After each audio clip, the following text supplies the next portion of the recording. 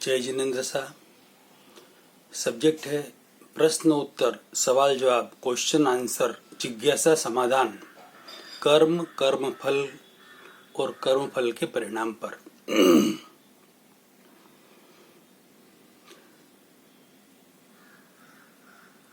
बहुत सारे लोगों के प्रश्न है कि हम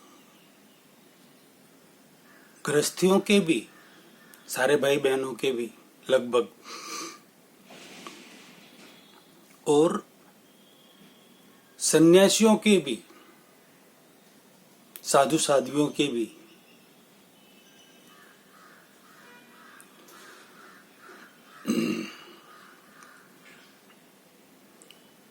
सन्यासी बन गए तो क्या हुआ, है तो मनुष्य ही।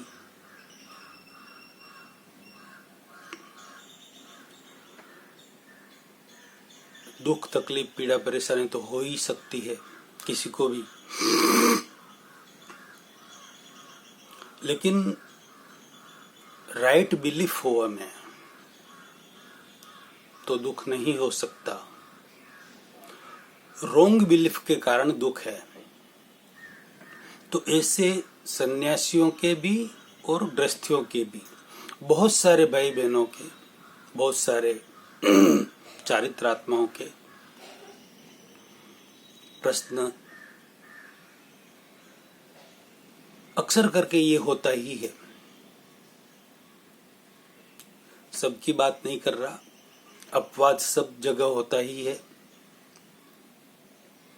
1-2% को छोड़ भी देते हैं कि हम कब तक सहें। कोई लिमिट है क्या सहने की? सारे गुरु भगवान, सारे आचार्य, सारे चारित्रात्माएं, जितने बड़े बुजुर्ग हैं वो सब छोटों को कहते हैं सहनशील बनो, सहनशील बनो, सहन करो, सहन करो, सहन करो, सहन करो, कहते हैं ना अपने प्रवचनों में, व्याख्यानों में, भागवत सप्ताह में। सहन करो, सहनशील बनो। सहनशील नहीं बनोगे तो कैसे चलेगा? बहुत बड़ा प्रश्न है ये। अब इस प्रश्न का उत्तर सुनकर आपको आश्चर्य होगा कि मैं कहता हूं, ये मेरा अनुभव है, आप गृहस्थी हो या सन्यासी, कोई भी हो, आपको कुछ भी, किसी भी तरह का कुछ भी सहन करने की जरूरत नहीं है, बिल्कुल नहीं है। सहन क्यों करें हम मनुष्य है, हमें कुदरत ने सर्वश्रेष्ठ बुद्धि प्रदान की है।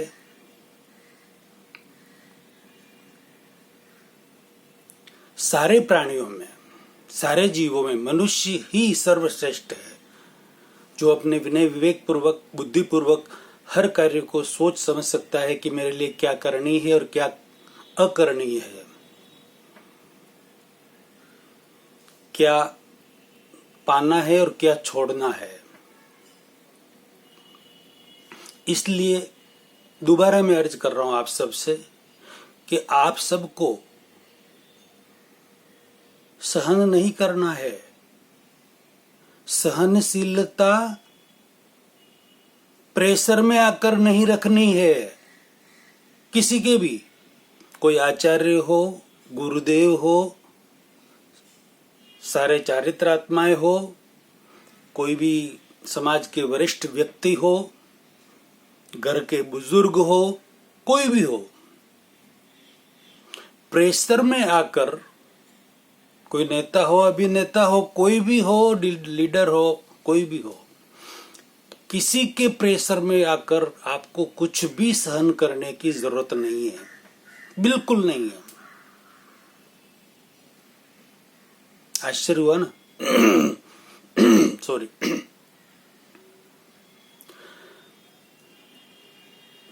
ऐसा मैंने इसलिए कहा कि सहनशील तो हमें बनना होगा, सहनशील हमें रहना होगा, मगर किसी की प्रेशर में आकर नहीं रहना है, बिल्कुल नहीं रहना है। हमें यदि उनकी बात हमें उचित नहीं लग रही है तो हम उन्हें विनय विवेक पूर्वक प्रणाम करके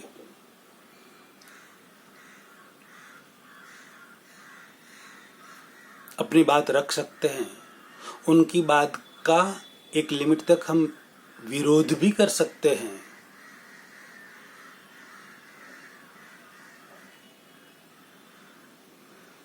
फिर भी वो कहे कि नहीं, सहन करो ही करो, करो ही करो, नहीं करना, बिल्कुल नहीं करना, तो फिर करना क्या? अरे सहन आप कब तक करते रहेंगे? जो स्प्रिंग होती है ना, आपको पता है,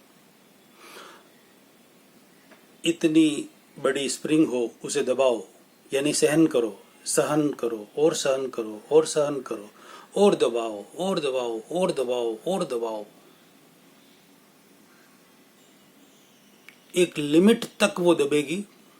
उसके बाद भले वो छोटी हो बड़ी हो, कोई भी स्प्रिंग हो, धाड़ करके इधर से या इधर से, आगे पीछे, इधर आगे दाएं बाएं, कहीं से भी उछल जाएगी। तो क्या करेगी? सब तोड़ फोड़ डालेगी। यानी कि अब तो की लिमिट आ गई, गले तक भर गया हूं मैं या भर गई हूं मैं, अब मेरे से सहन नहीं होता। ऐसी परिस्थिति आती है ना व्यक्ति के जीवन में। कितनी आती होगी? बहुत आती, रोज आती रहती है। और फिर एक लिमिट आई, उस समय यहां तक भर गया तो फिर यहां तक भर गया तो फिर तो बाहर मुंह से निकलना ही है। गुस्सा निकलेगा, क्रोध निकलेगा, डांट निकलेगी, फटकार निकलेगी, उल्टा सीधा कुछ भी निकलेगा, गालियां भी निकलेगी, चिड़चिड़ापन भी निकलेगा। जितना भरा उतना सब बाहर निकलेगा। कहां तक भरेंगे? यानी कि सहन कहां तक करेंगे हम? सब तोड़ फोड़ देंगे। एक लिमिट तक आपने सहन किया है, उसके बाद सहन कोई व्यक्ति 99% नहीं कर सकता।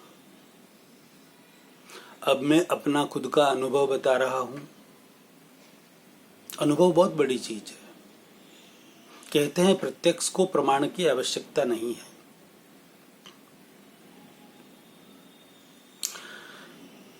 हम कोई भी हमारे ऊपरी, फिर ऑफिस में हो, घर में हो, दुकान में हो, गोदाम में हो, राजनेता हो, सामाजिक क्षेत्र में हो, धार्मिक क्षेत्र में हो, हमारे ऊपरी जो भी हो,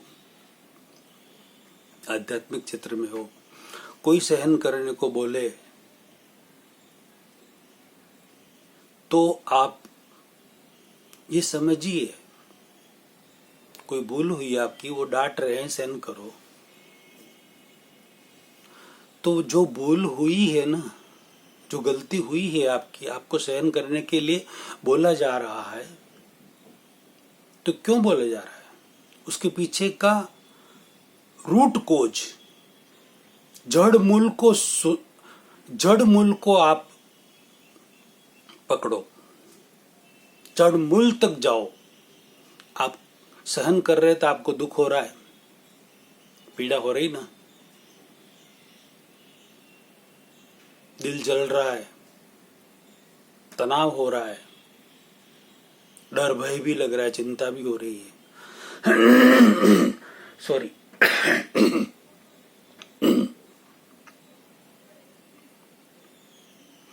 तो उसके रूट कोज तक जाएं आप। आपकी किसी न किसी भूल के कारण आपको कहा जा रहा है कि आप सहन करो, सहनशीलता रखो, राइट? कल के वीडियो में मैंने क्या बताया था? एक सिद्धांत है, भुगते उसकी भूल। गुजराती में कहते हैं भोगवे तेनी भूल। राइट? कौन भुगत रहा है? आप खुद। आप खुद भुगत रहे हैं ना उसको, आपकी भूल है। सिद्धांत है ये। आपके ऊपर कोई आरोप आए, आपको सहन करना पड़ रहा है, यानी कि आपने ऐसी कोई क्रिया की है इस भव में या पूर्व भव में। 100% ये सिद्धांत है, लॉजिक है। बहुत बड़ी बात कह रहा हूं मैं सॉरी की है, उसकी प्रतिक्रिया रूप आपको ये दुख, दर्द, पीड़ा, परेशानी हो रही है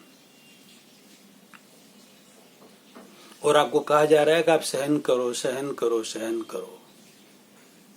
तो आपको समझना चाहिए, खुद को समझना चाहिए। सिद्धांत क्या है? क्रिया की प्रतिक्रिया। दूसरा सिद्धांत क्या है? भुगते उसकी भूल। ये दो सिद्धांत पकड़ के चलिए, आप कभी दुखी नहीं होंगे, कभी दुखी हो ही नहीं सकते। सही समझ हमें नहीं है, इसलिए हम दुखी हो रहे हैं।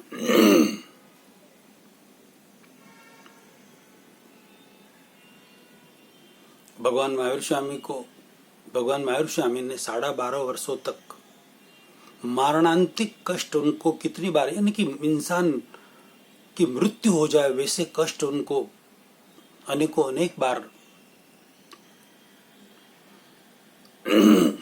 हुए, फिर भी उन्होंने सहन किया। सहन किया नहीं, समाधान पूर्वक सहन किया। क्या किया? समाधान पूर्वक। ऐसा क्यों किया? कि उनको पता था कि जो ये दुख मेरे पर आ रहे हैं, तकलीफें आ रही है, उपसर्ग या परिसर आ रहे हैं, वो सारे मेरे ही कर्मों के फल है। मैंने जो क्रिया की थी उसी की प्रतिक्रिया हो रही है। मैंने जो बीज डाले थे उसी के फल आ रहे हैं। जो कोज खड़े किए थे उसी की इफेक्ट है ये। जो कारण खड़े किए थे उसी का परिणाम है ये। तब भूल किसकी? खुद की। खुद भगवान महावीर स्वामी ने माना कि भूल मेरी है, मुझे सहना पड़ेगा। यानी कि उन्होंने समाधान पूर्वक सहन किया। और आप क्या कर रहे हैं? प्रेशर में आकर सहन कर रहे हैं। प्रेशर में आकर सहन करेंगे तो स्प्रिंग एक बार उछलेगी, कभी न कभी, 2 दिन, 5 दिन, 25 दिन, महीना, 2 महीना, 6 महीना उछलेगी और सब तोड़ फोड़ देगी, बहुत कुछ बिगाड़ देगी। घर में भी, बाहर भी, ऑफिस में भी, गृहस्थियों में भी, सन्यासियों में भी छोटे मोटे लड़ाई झगड़े होते रहते हैं, मनमुटाव होते रहते हैं, सब बिगाड़ देगी। इसलिए ये नियम है, सिद्धांत है, समझ लीजिए कि हर क्रिया की प्रतिक्रिया होती है और जो भुगतता है उसकी ही भूल है, सामने वाले की भूल नहीं है। सामने वाला यदि आपको कुछ प्रेशर के कारण प्रेशर दे रहा है, कुछ उल्टा सीधा बोल रहा है, गालियां भी दे रहा है,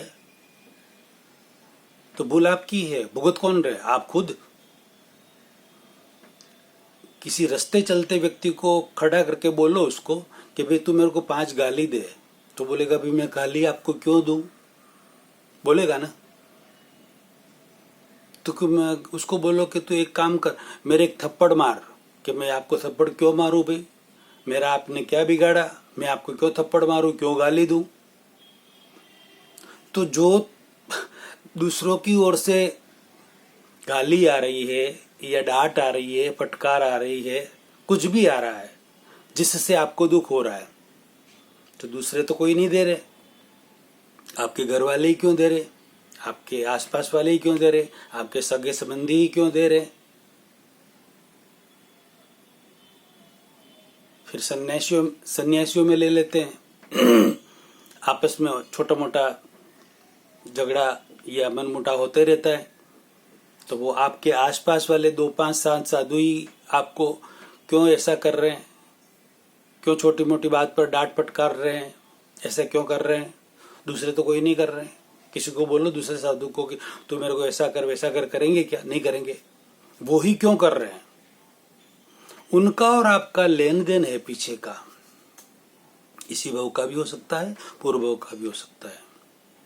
ऋणानुबंध है, कोई हिसाब है, वो पूरा हो रहा है। यदि वो हिसाब हम पूरा नहीं करेंगे,